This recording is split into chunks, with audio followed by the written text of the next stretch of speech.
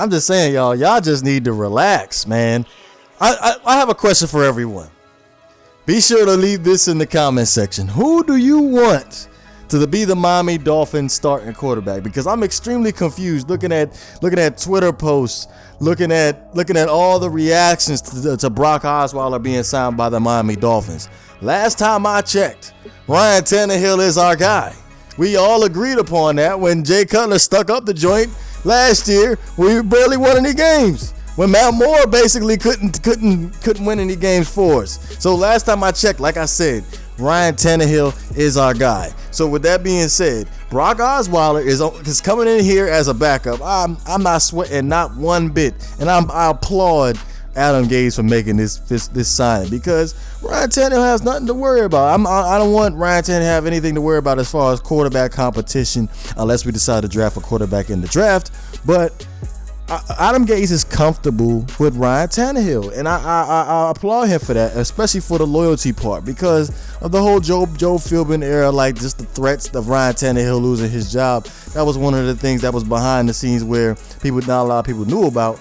But who we got to worry about? Brock Osweiler, like I've seen everything that I need to see from Brock Osweiler.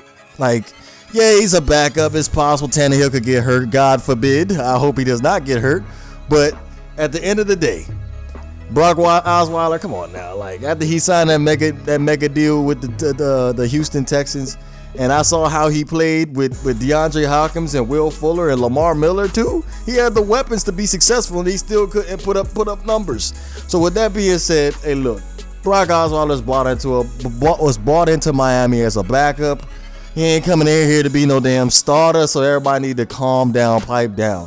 And also, before I keep on touching on this every single time I talk about Ryan Tannehill, let's go ahead and shut this shit down right now. If the Dolphins decide they want to draft a fucking quarterback in the first round, I'm gonna lose my fucking cool. Especially some of y'all unloyal fans out there. See, I'm gonna speak my mind. Y'all unloyal fans out there that was screaming for Ryan Tannehill when Jay Cutler was sticking up the joint, screaming for Ryan Tannehill when Matt Moore was sticking up the joint, and even before that, when Ryan Tannehill wasn't playing well, I thought Ryan Tannehill was playing decent. Y'all was screaming for Matt Moore. So come on now, again in the comment section, make up your mind. What do you want? Because to be honest, I'm still on the Tannehill train. Right trigger 17 all day, every day, forever for me. But again, one more time, Brock Osweiler, he's coming in as a backup. He ain't coming here to start nothing. He's a backup, specifically a backup. I'm not sweating, not the slightest, as far as him taking Ryan Tannehill's job or whatever's going through everybody's mind. Now, let's get on to Frank Gore real quick, since I missed Frank Gore yesterday.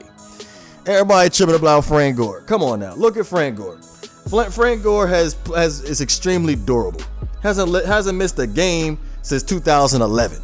Like, he's been on a consistent basis, 16-game season. And you look at this past season, 2017, rushed for 961 yards, about 34 yards short of 1,000. Like, he's not being put in here to be a starter. Kenyon Drake is obviously our guy. Frank Gore is just being brought in here as far as veteran leadership.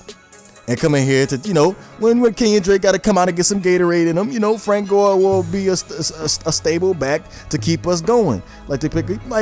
Frank Gore, watching Frank Gore over the years, because Frank Gore been around for a long time. Like, even back when I was in middle school and Frank Gore was playing, he's one of the most patient backs I've ever seen.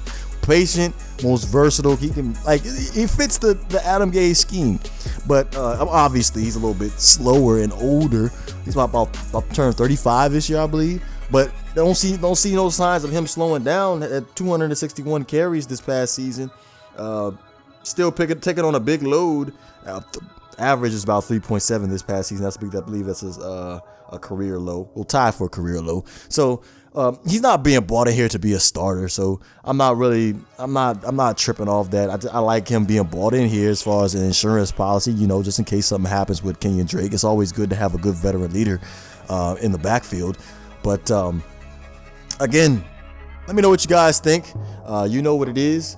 If you enjoyed the content, please don't forget to hit that like and subscribe button. This is GreatOne DeVore. I'm up out of here.